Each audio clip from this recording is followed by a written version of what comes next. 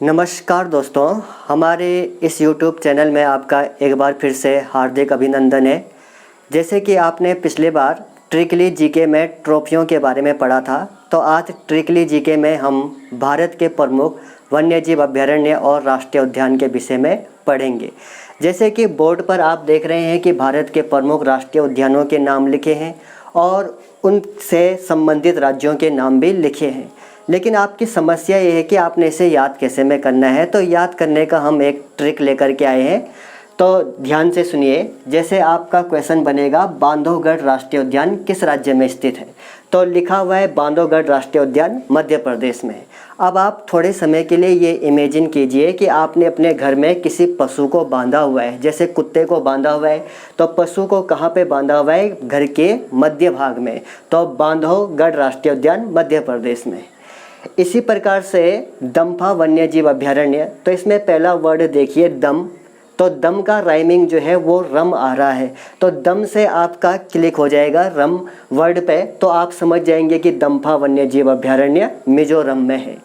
इसी प्रकार से आगे देखिए रंगाथिट्टू पक्षी अभयारण्य, तो इसमें थिट्टू शब्द आया है। थिट्टू से आप थिएटर इमेजिन कर सकते हैं, थिएटर शब्द को इमेजिन कर सकते हैं।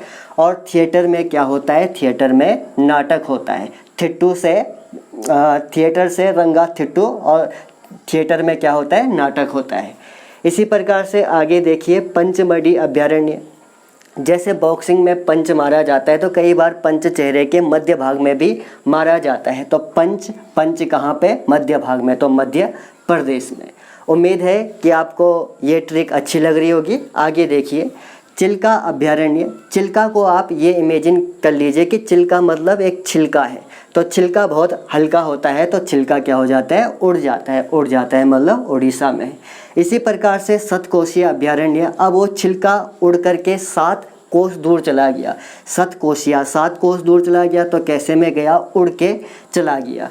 ठीक है। इसी प्रकार से आप याद कर सकते हैं भीतरकनिका अभयारण्य। कण यानी कि छोटे छोटे कण, तो कण भी कई बार उड़ करके भीतर आ जाते हैं। कण भीतर आते हैं किसके द्वारा? हवा से उड़ के आते हैं, तो ये उड़ीसा में है।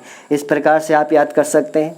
आगे देखिए खगचंजेदा अभयारण्य। तो खगचंजेदा अभयारण्य जो है आपका सिक्किम में है।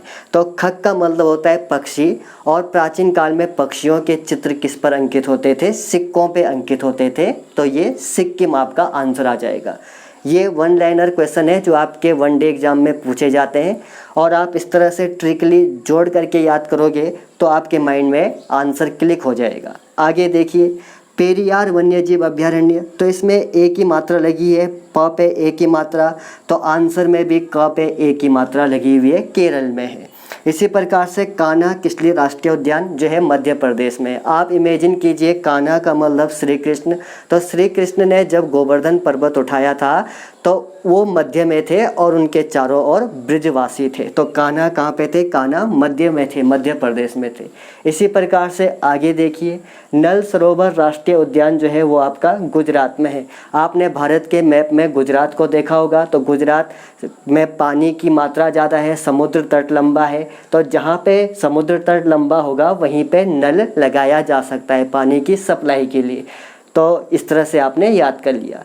किश्तवाड़ राष्ट्रीय उद्यान, किश्त को आप किश्ती याद कीजिए। तो किश्ती जो है कहाँ पे चलती है? किश्ती जम्मू कश्मीर में चलती है। तो किश्तवाड़ राष्ट्रीय उद्यान जम्मू कश्मीर में है। इसी प्रकार से आगे देखिए इंद्रावती राष्ट्रीय उद्यान। तो इंद्रावती राष्ट्रीय उद्यान जो है छत्तीसगढ़ में है। आप इसे कैसे में याद कर सकते हैं? आप इसे एक ट्रिकली याद कर सकते हैं कि जब इंद्र और अन्य देवता प्रकट होते थे तो वो एक नहीं बहुत सारे देवता प्रकट होते थे, 36 देवता प्रकट होते थे। तो इंद्रावती राष्ट्रीय उद्यान छत्तीसगढ़ में है।